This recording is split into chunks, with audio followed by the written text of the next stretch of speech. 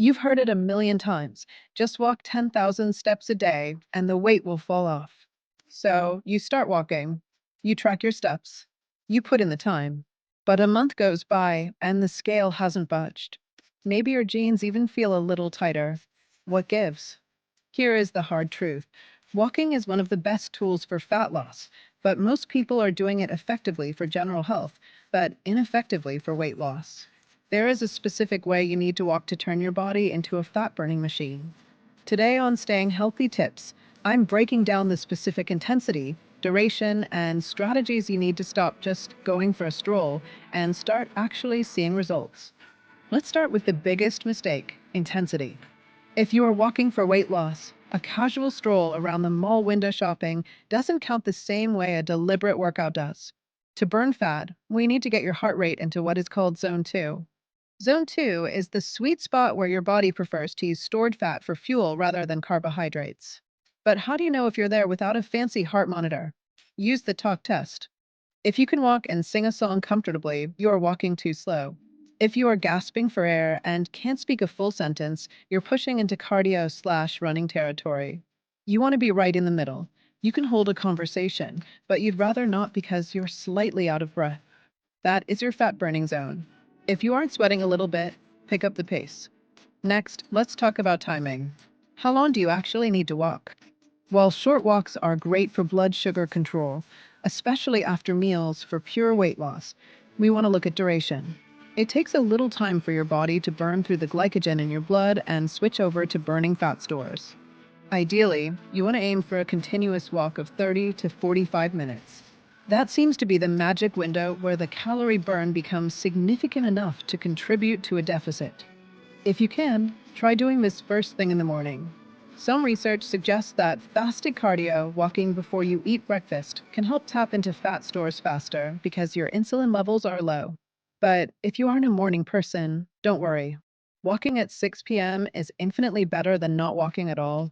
Consistency beats timing every single time. This brings us to a concept that will change how you view movement. It's called NEAT, non-exercise activity thermogenesis. Here is where people get confused. They do a 45-minute power walk, and then they sit on the couch for the other 15 hours of the day. To lose weight, you need to keep your NEAT high. This means the walking you do outside of your workout. It's taking the stairs. It's pacing while you're on the phone. It's parking at the back of the lot. If you do a workout walk, but then become sedentary the rest of the day, your body compensates by burning fewer calories at rest. The goal is a lifestyle of movement. Your structured walk is the workout. Your daily steps are your lifestyle. You need both to move the needle. I have to be the bearer of bad news for a second. We have to talk about the math. Walking is low impact, which is great, but it also burns fewer calories than high intensity cardio. An average person burns roughly 80 to 100 calories per mile. If you walk 3 miles, you've burned maybe 250 to 300 calories. That is roughly the equivalent of one glazed donut or half a frappuccino. If you reward yourself for your walk with a treat, you have mathematically erased the weight loss benefit of that walk. You are still getting the heart health benefits, sure, but you won't lose weight. Walking for weight loss only works if you are in a slight calorie deficit with your nutrition. Treat the walking as a bonus burn, not a license to eat more. Finally, what happens when you plateau? Because eventually, your body will get efficient at walking and you'll stop burning as many calories. You need progressive overload. You don't have to start running, but you have to make the walk harder. Two ways to do this. Incline. If you're on a treadmill, crank it up to a 10% or 12% incline. Wait, this is my favorite. It's called rucking. Put 10 or 15 pounds in a sturdy backpack and go for your walk.